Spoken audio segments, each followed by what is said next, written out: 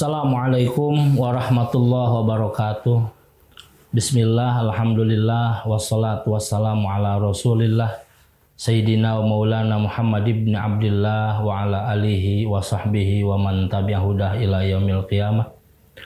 Ashhadu an la ilaha illallah wahdahu la syarikalah wa ashhadu anna sayyidana wa maulana Muhammadan abduhu wa rasuluhu la nabiyya ba'dah. Allahumma salli wa sallim ala Sayyidina Muhammad wa ala ali Sayyidina Muhammad. Qala al-muallifu hadha kitab rahimahullah ta'ala anhu wa nafa'ana bihi wa bi ulumihi wa amaddana bi asrarihi wa ada alina min barakati ulumihi fid din wa dunya wal akhirah. Hadirin yang saya hormati dan Allah muliakan, insyaallah kita akan membahas kitab Tijanud Darori, kitab Tauhid Asy'ariyah Maturidiyah. Ini yang wajib kita ketahui. Kemarin kita telah membahas muqaddimah dalam kitab Tijan. Sekarang kita membahas kitab Wujud. Meskipun kemarin baru sekilas kita bahas sedikit, kita ulang lagi pembahasan kitab Wujud. Fayajibu fi haqqi ta'ala al-wujud wadiduhu al-adam. Wa dalilu ala dzalika wujudu hadil makhluqat. Allah Ta'ala itu wajib tersifati oleh sifat wujud. Karena Allah Ta'ala lah yang wujud. Makhluk itu tidak ada. Kenapa Allah Ta'ala yang wujud, makhluk tidak ada? Karena makhluk diadakan itu oleh Allah Subhanahu wa Ta'ala. Makhluk diadakan oleh Allah Subhanahu wa Ta'ala. Sehingga wujud itu ada dua. Ada wujud hakiki, ada wujud idhofi. Wujud hakiki adalah wujudullahi ta'ala. Adanya Allah Ta'ala itu wujud hakiki. Wujud yang tidak membutuhkan siapa yang mewujudkan. Wujud yang wujudnya tidak ada perantara. Wujud yang tidak ada awal, tidak ada akhir. Itu wujudnya Allah, wujud hakiki. Wujudnya manusia itu wujud idhofi. Kenapa wujud idhofi? Karena wujudnya manusia ada awal, ada akhir. Wujudnya manusia ada perantara orang tua. Wujudnya manusia diadakan oleh Allah Subhanahu wa Ta'ala. Itu wujudnya wujud idhofi. Oleh karena itu maka wujudnya Allah Ta'ala la yaqbalul adam ajalan wala la yaqbalul adam ajalan wala abdaan. Wujudnya Allah Ta'ala itu tidak ada akhirnya. Wujudnya Allah Ta'ala tidak ada batasannya. Wujudnya Allah Ta'ala mustahil adam. Dan wujudnya Allah Ta'ala tidak ada permulaan. Ini yang disebut sifat nafsiyah. Jadi sifat wujud itu termasuk sifat nafsiyah. Apa sifat nafsiyah? Itu wujudnya Allah, wujud hakiki. Wujud yang tidak ada awal, tidak ada akhir. Wujud yang tidak ada perantara. Wujud yang tidak ada yang mewujudkannya. Wujudnya Allah Ta'ala wujud dengan wujudnya Allah Subhanahu wa Ta'ala. Begitu. Sehingga apa dalil aklinya, dalil menurut logikanya bahwa Allah Ta'ala itu wujud, wujudu hadhil makhluqat. Adanya makhluk. Adanya makhluk itu jadi dalil adanya kholik. Makhluk itu yang diciptakan, kholik itu yang menciptakan. Berarti wujudnya makhluk, adanya makhluk jadi dalil adanya Allah Subhanahu wa Ta'ala yang menciptakan. Allah Subhanahu wa Ta'ala berfirman di dalam Al-Quran yang menjadi dalil naklinya. A'udzubillahi minasyaitonir rajim. Qul mar rabbus samawati wal ard qulillah. Katakanlah, siapa Rabbus samawah wal ar, Tuhan yang menciptakan langit dan bumi? Qulillah, katakanlah Allah lah yang menciptakan langit dan bumi. Ini dalil naklinya tentang sifat wujud bagi Allah Ta'ala. Kemudian sekarang yang kedua adalah sifat qidam.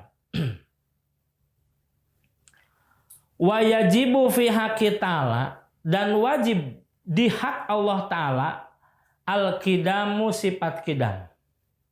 Wa maknahu, dan adapun maknanya sifat qidam, annahu, bahwasannya Allah Ta'ala la awala, tidak ada awal, lahu Ta'ala, bagi Allah Ta'ala. Wadiduhu, dan adapun kebalikan daripada sifat qidam itu al-hudusu, baru. Wadalilu ala dalika, dan adapun dalil ke atas hal tersebut, annahu laukana hadisan, bahwasannya kalau Allah itu makhluk, lah taja ila muhdisin, yakin Allah butuh kepada yang mengadakan. Wahwa muhalun, sedangkan Allah butuh terhadap yang mengadakan, itu perkara yang mustahil. Baik, sifat yang kedua adalah sifat yang wajib di Allah Ta'ala, itu adalah sifat qidam. Qidam itu dahulu Allah. Dahulunya Allah tidak ada permulaan. Beda dengan dahulunya kita. Dahulunya kita ada permulaan. Tahun berapa kita lahir, itu permulaan wujudnya kita. Kemudian orang tua, tahun berapa dia lahir, sampai terakhir kapan Nabi Adam oleh Allah diciptakan. Makhluk ada permulaannya. Allah tidak ada permulaannya. Bahkan langit yang kita anggap tidak tahu kapan adanya langit, bumi, tidak ada makhluk yang tahu kapan adanya bumi, itu Allah yang menciptakan, ada permulaannya. Wujudnya makhluk pasti ada permulaan. Wujudnya Allah Ta'ala la awalalahu, tidak ada awal bagi Allah Subhanahu wa Ta'ala. Bakok qidamnya Allah tidak ada awal. Sehingga laukana hadisan, kalau Allah itu termasuk makhluk, kalau Allah itu termasuk hal yang baru, lah taja ila muhdisin, maka yakin pasti Allah akan membutuhkan kepada makhluk yang mengadakan kembali. Seperti kita adalah makhluk, adanya kita butuh terhadap adanya orang tua kita. Adanya bapak kita butuh kepada adanya nenek kakek kita.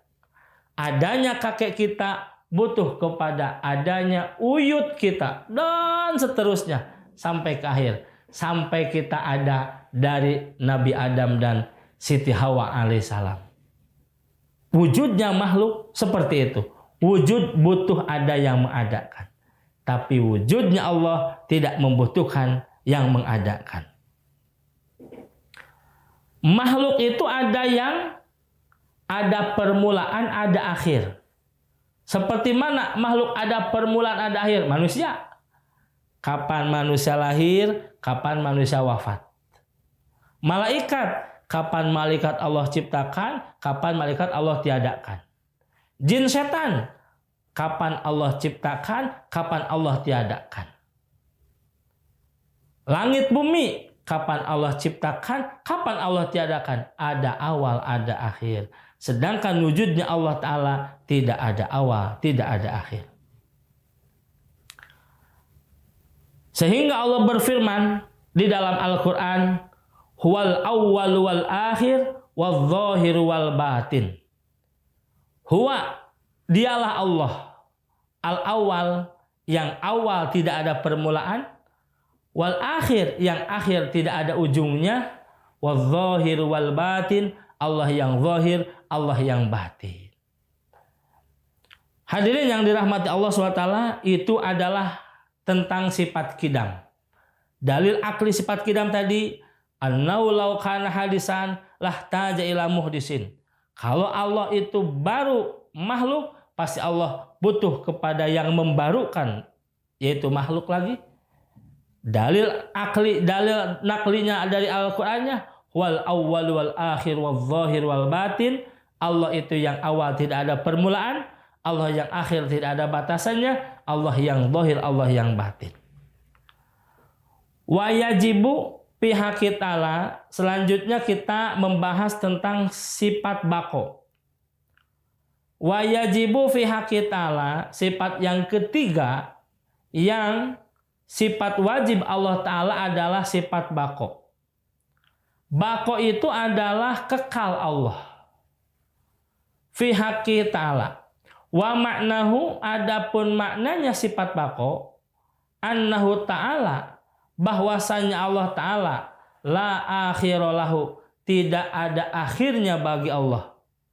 Wad dalilu, dan adapun dalil ala dzalika, ke atas hal tersebut, annahu lau kana faniyan, bahwasanya kalau Allah itu ruksak, lakana hadisan, pasti Allah itu makhluk, wa huwa muhalun, sedangkan hal tersebut adalah mustahil. Sifat yang ketiga yang wajib di Allah adalah sifat bako. Makna daripada bako adalah Allah abadi, Allah kekal.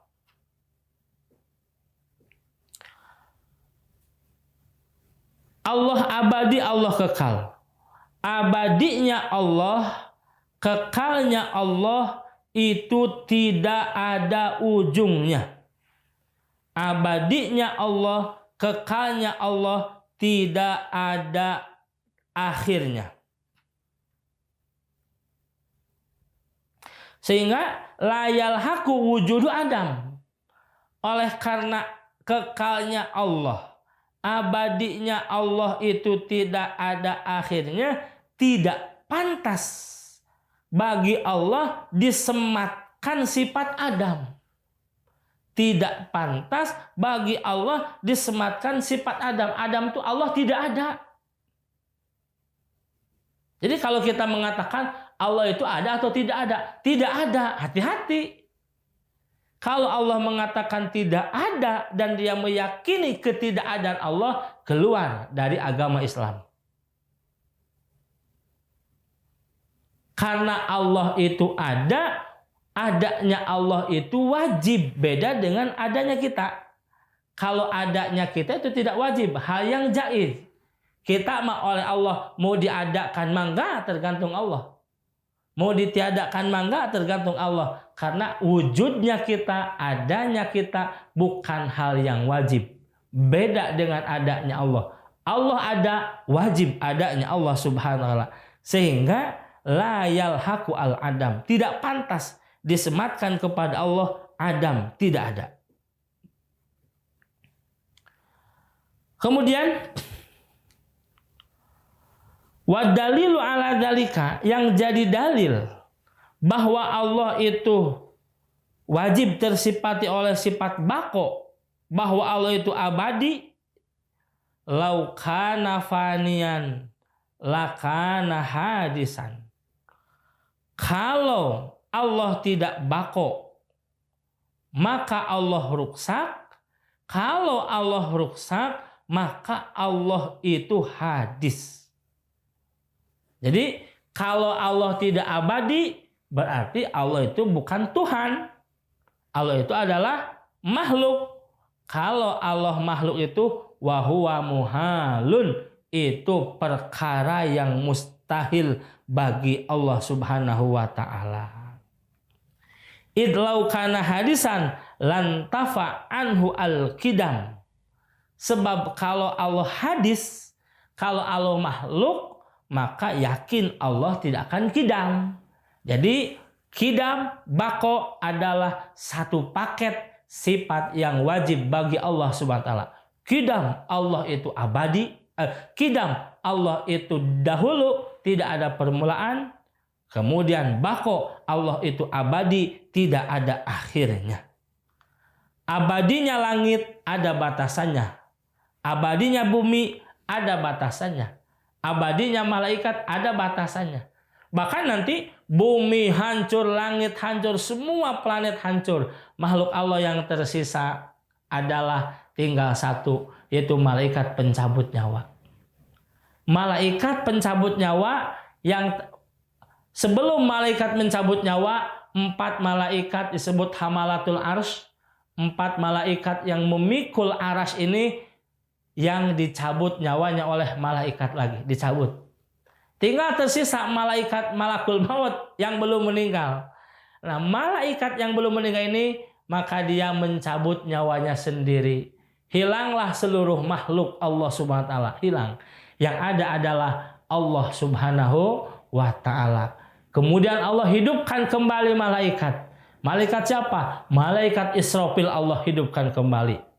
Jadi yang pertama Allah wujudkan adalah malaikat Israfil. Setelah malaikat Israfil wujud, Allah berikan tugas untuk meniup sangsakalanya, kemudian dengan ditiupkan hidup kembalilah seluruh makhluk Allah Subhanahu wa taala.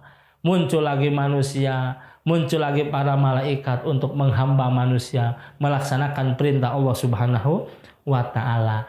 Cuman bedanya hidup malaikat melanjutkan tugasnya kembali. Hidupnya manusia ada 2. Hidup untuk mempertanggungjawabkan amalnya di dunia. Hidup manusia, amalnya baik, dia akan merasakan nikmatnya nanti di akhirat. Amalnya buruk, dia akan merasakan pedihnya hidup di akhirat. Na'udzubillah summa na'udzubillah. Kemudian yang menjadi dalil nakli daripada sifat bako adalah wa yabqa a'udzubillahi minasyaitonirrajim wa yabqa wajhu rabbika dzul jalali wal ikram. Itu yang menjadi dalil nakli sifat bako Allah Subhanahu wa taala. Wa yabqa wajhu rabbika, abadi wajhu rabbika, zat Allah dzul jalali wal ikram, yang mempunyai keagungan, wal ikram dan kemuliaan. Kemudian sifat yang keempat yang wajib di Allah adalah sifat mukhalafah lil hawadisi. Wa yajibu, dan wajib pihak ta'ala di dalam hak Allah Ta'ala al mukhalafah lil hawadisi, sifat mukhalafah lil hawadisi.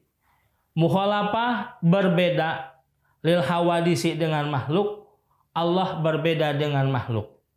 Wa maknahu, makna daripada mukhalafah lil hawadisi, annahu ta'ala laisa mumathilan lil hawadis, bahwasanya Allah Ta'ala tidak sama dengan makhluk.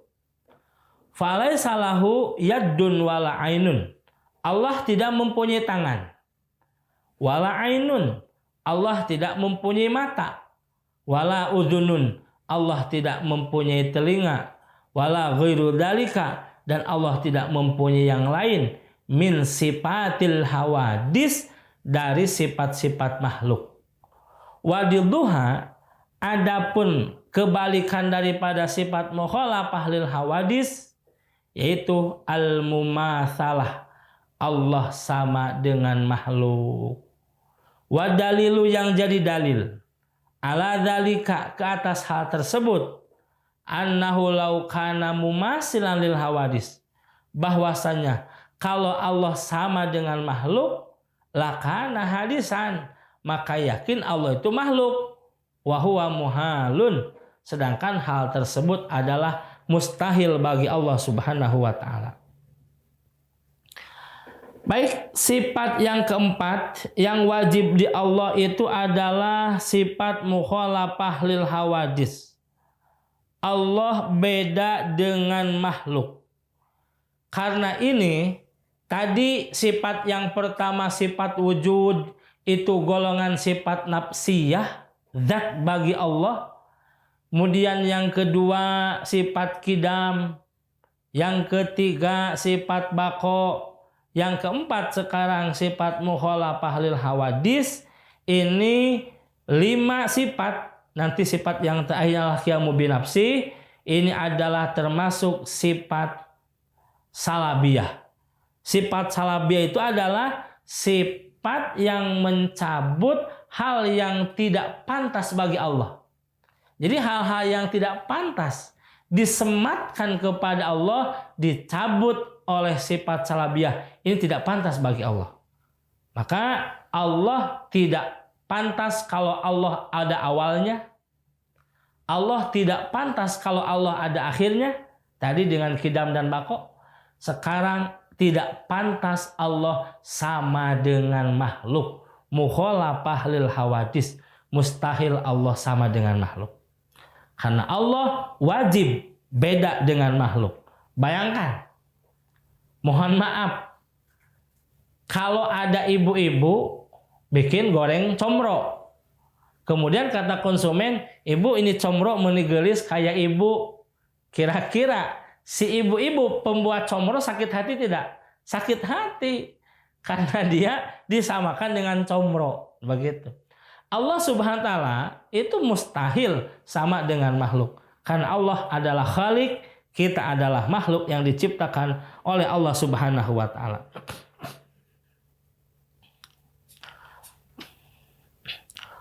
Al-mukhalafah lil hawadis ibaratun an salabil jermiyah wal irdiyah wal kulliyah wal juz'iyah walawazimiha anhu ta'ala. Sifat mukhalafah lil hawadis ini mencabut perkara-perkara yang tidak pantas disematkan kepada Allah subhanahu wa ta'ala. Seperti apa? Al-jirmiyah. Tidak pantas kalau Allah menjirim. Menjirim itu mewujud ada bentuknya. Dibayangkan Allah ini seperti A, B, C, D. Itu tidak pantas bagi Allah. Tidak boleh kita ada bayangan, ada gambaran wujud Allah seperti ini. Tidak boleh. Itu disebut mujassimah. Apa mujassimah? Membayangkan, menggambarkan bahwa Allah itu wujudnya, fisiknya seperti ini. Itu tidak boleh. Kemudian dengan sifat mukhalafah lil hawadis pun ini akan membersihkan perkara yang tidak pantas disematkan bagi Allah adalah irdiyah. Irdiyah itu Allah punya sifat yang sifat tidak pantas bagi Allah. Karena Allah adalah al-muttasib bisifatil kamalah, yang tersifati dengan sifat kesempurnaan. Sehingga, mohon maaf, kalau irdiyah ini gimana sih? Warnanya Allah tuh putih, merah, hitam, tidak boleh. Allah disematkan dengan sifat ada warna dan lain sebagainya. Gimana sih bentuk Allah tuh? Ganteng, kasep, gelis, atau gimana? Itu tidak boleh. Kemudian wal kulliyah, gimana seluruh posturnya itu gimana? Itu tidak boleh. Kemudian wal juz'iyah, satu bentuknya pun tidak boleh. Seperti apa? Yadur Rahman, yadullah fauq aidihim. Jangan diartikan Allah punya tangan, tangan Allah seperti tangan makhluk, enggak boleh. Jadi jangan diartikan Allah punya tangan, tangan Allah ini enggak boleh. Tapi yadullah fauqa aidihim, Allah itu punya yad, fauqa aidihim, yad Allah itu di atas tangan makhluk. Itu penafsiran menurut ulama mutaqaddimin. Jadi ulama mutaqaddimin ketika menafsirkan yadullah fauqa aidihim, dia tidak menafsirkan yad itu tangan, tidak. Yadullah, Allah punya yad, yadnya Allah itu di atas yadnya makhluk. Itu adalah tafwidnya ulama mutaqaddimin. Tidak memberikan makna tafsir yad itu tangan. Tafwid wallahu a'lam bishawab. Tetapi ulama mutaakhirin, kalau dibiarkan Allah itu punya yad, nanti takut ada pemahaman bahwa yad Allah itu tangan, sehingga tangan makhluk begini, tangan itu lebih hebat daripada tangan makhluk. Ada gambaran-gambaran tangan Allah di dalam pikirannya. Inilah yang tidak diinginkan oleh ulama mutakhirin. Maka ulama mutakhirin menafsirkan yadullah bukan tangan tapi kudratullah. Yadullah ay kudratullah fauqa aidihim, di atas kudratnya makhluk. Allah kuasa tapi Allah kuasa dan kuasanya Allah di atas kuasa makhluk. Sehingga tidak boleh ada menamsilkan juz'iyah bagi Allah Subhanahu wa taala. Walawazimiha, dan lazim daripada juz'iyah itu tidak boleh bagi Allah Subhanahu wa taala. Karena Allah Subhanahu wa taala mustahil tersifati hal-hal yang tidak baik, tidak bagus bagi Allah Subhanahu wa taala. Wa maknahu, adapun makna daripada sifat mukhalafah lil hawadis adalah annahu ta'ala laisa mumasilan lil hawadis, bahwasanya Allah Ta'ala tidak sama dengan makhluk.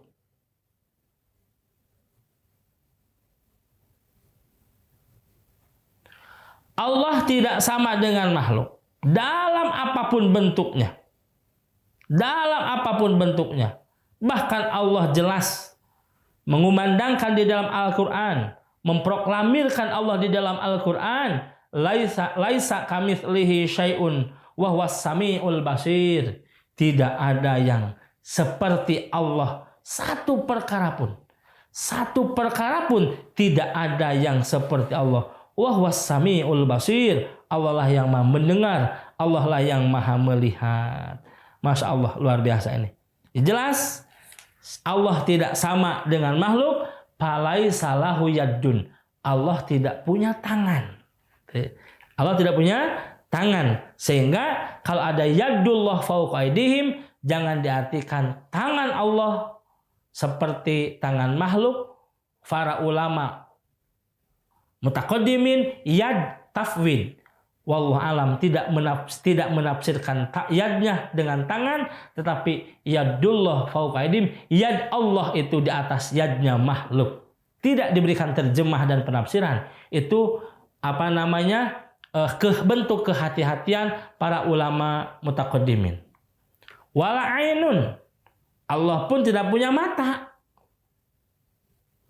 Maka kalau Allah tidak punya mata, Allah melihat bukan dengan mata, tapi Allah melihat dengan sifat Allah melihat dengan sifatnya Allah yang maha sempurna, yaitu sifat alim. Allah yang maha melihat, Allah yang maha mengetahui. Allah melihat dengan sifat basarnya Allah Subhanahu wa taala, bukan dengan mata. Karena kalau Allah melihat dengan mata, berarti melihatnya Allah membutuhkan alat. Kalau Allah melihat dengan mata, melihatnya Allah, berarti Allah melihat membutuhkan alat. Maka Allah dengan sifat basarnya Allah, alimnya Allah Subhanahu wa taala. Wala udhunun, pun Allah tidak punya telinga, karena Allah mendengar bukan dengan telinga, tapi Allah mendengar dengan sifat samanya Allah Subhanahu wa taala. Kalau Allah mendengar dengan telinga, berarti Allah membutuhkan alat untuk pendengaran. Wala ghairi dzalika, dan Allah tidak mempunyai sifat yang sama dengan makhluk dari sifat-sifat makhluk. Wadidduha, lawan kata daripada mukhalafah, al-mumasalah, yaitu sifat sama dengan makhluk. Wa dalilu ala dzalika, dalil bahwasanya Allah itu adalah sifat mukhalafah lil hawadis, lau kana mumathilan lil hawadis lakana hadisan wa huwa muhalun. Kalau Allah itu sama dengan makhluk, maka Allah itu adalah makhluk, sedangkan hal tersebut itu mustahil bagi Allah Subhanahu wa taala. Itu dalil aklinya, laisa kamitslihi syai'un wa huwas samiul alim. Itu 4 sifat yang wajib bagi Allah Subhanahu wa taala. Yang 4 sifat tersebut tadi ada sifat nafsiyah yaitu wujud, 2 sifat salabiyah yaitu sifat qidam, baqo, mukhalafatul hadisi, qiyamu binafsih. 5 sifat tersebut itu sifat salabiyah. Itu sifat yang mencabut hal yang tidak pantas bagi Allah Subhanahu wa taala. Kemudian yang berikutnya adalah sifat qiyamu binafsih. Sifat qiyamu binafsih adalah sifat Allah berdiri sendiri. Wa yajibu dan wajib. Fi haqqihi ta'ala, di dalam hak Allah ta'ala. Al-qiyamu binafsi, Allah berdiri dengan zatnya. Wa maknahu, dan adapun maknanya qiyamu binafsi, annahu ta'ala, sesungguhnya Allah ta'ala, la yaftakiru ila mahalin, Allah tidak membutuhkan tempat, wala ila mukhassisin, Allah tidak membutuhkan yang menentukan. Wadidduhu, adapun lawan kata daripada qiyamu binafsi, al-ihtiyaj ila dzat, al-ihtiyaj ilal mahal, Allah membutuhkan tempat. Wal mukhassis, dan Allah membutuhkan yang menentukan. Wad dalilu, dan adapun dalil ala dzalika, ke atas hal tersebut, annahu lawih taja ila mahalin, kalau Allah membutuhkan tempat, lakana sifatan, yakin Allah itu sifat. Wa kaunuhu sifatan, sedangkan kalau Allah itu sifat, muhalun mustahil. Walawih taja ila mukhassis, dan kalau Allah membutuhkan kepada yang menentukan, lakana hadisan, maka yakin Allah itu makhluk. Wa kaunu hadisan, dan kalau itu Allah itu makhluk, wa kaunu muhadisan, dan kalau adanya Allah itu makhluk, muhalun mustahil.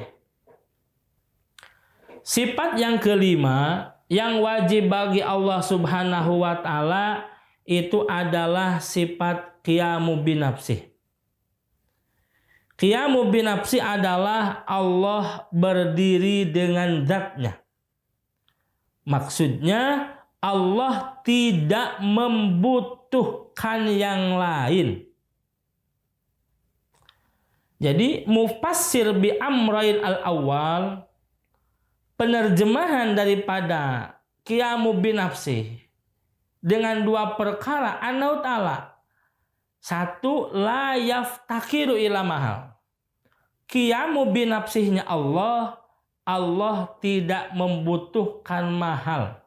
Mahal itu adalah satu perkara yang bisa dijadikan media untuk tempatnya. Allah tidak membutuhkan tempat. Wujudnya Allah, adanya Allah Ta'ala itu tidak membutuhkan tempat. Beda dengan wujudnya makhluk. Wujudnya makhluk membutuhkan tempat. Contoh ini wujud, membutuhkan tempat. Kalau tidak ada tempat, ini tidak akan ada. Ini telunjuk, wujudnya telunjuk membutuhkan tempat. Kalau tidak ada tempat, tidak bisa mungkin makhluk bergerak ke sana ke sini. Wujudnya Allah tidak membutuhkan mahal. Tidak membutuhkan tempat. Wasani annahu ta'ala la yahtaju ila mukhassis. Yang penafsiran yang kedua, qiyamu binafsi Allah Ta'ala, berdiri dengan sendirinya Allah Ta'ala, la yahtaju ila mukhassis. Allah tidak membutuhkan mukhassis. Mukhassis itu zat yang menentukan bagi Allah Subhanahu wa taala. Ai mujid, yang mengadakan Allah Subhanahu wa taala. Wa hadza sani wa in kana yastaghdanu bil qidam la yakfi fi al istighna. Jadi qiyamu binafsi penafsirannya dengan 2 perkara. 1, qiyamu binafsi, Allah berdiri dengan zatnya, sebab Allah berdiri tidak membutuhkan mahal. 2, Allah berdiri dengan zatnya, Allah berdiri tidak membutuhkan mukhassis, yang mengadakan, yang menentukan. Walau ihtaja ila muhassis. Annahu law ihtaja ila mahal. Kalau Allah, adanya Allah, wujudnya Allah membutuhkan kepada mahal, lakana sifatan, maka yakin Allah itu sifat. Sebab sifatlah yang membutuhkan tempat. Contoh sifat, ganteng ada di mana? Di laki-laki. Sifat cantik butuh tempat, ada di mana? Di perempuan. Sifat baik ada di mana? Di perkara yang dianggap baik, baik menurut syar'i atau baik menurut adat.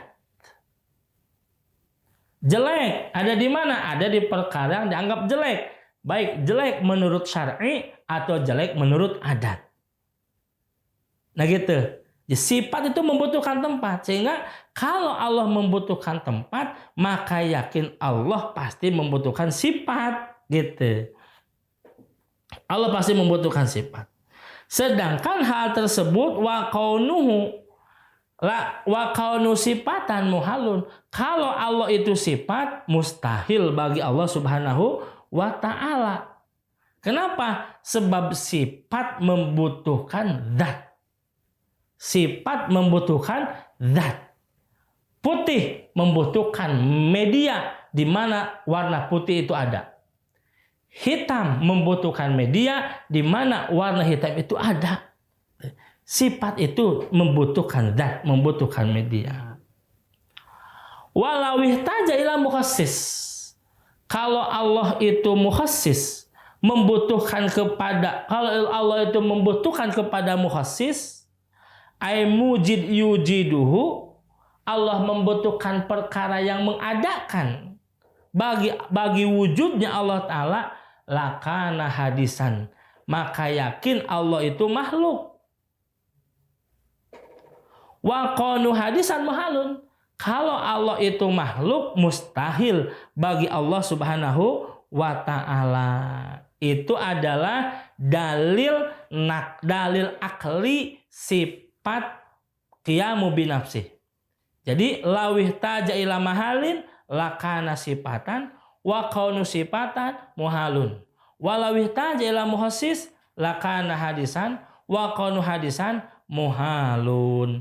Kalau Allah itu membutuhkan tempat, maka yakin Allah itu sifat.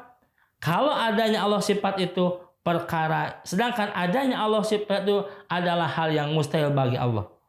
Dan kalau Allah itu membutuhkan muhassis yang mengadakan, maka Allah itu adalah makhluk. Kalau Allah itu makhluk, itu adalah perkara yang mustahil bagi Allah Subhanahu wa ta'ala. Maka Allah telah memproklamirkan di dalam Al-Qur'an, a'udzubillahi minasyaitonirrajim, wallahu ghaniyun 'anil 'alamin. Allah itu tidak membutuhkan manusia. Allah tidak membutuhkan makhluk. Allah tidak membutuhkan alam. Alam itu adalah makhluk. Oleh karena itu maka Allah berdiri dengan zat-Nya, tidak membutuhkan bantuan yang lain. Beda dengan makhluk.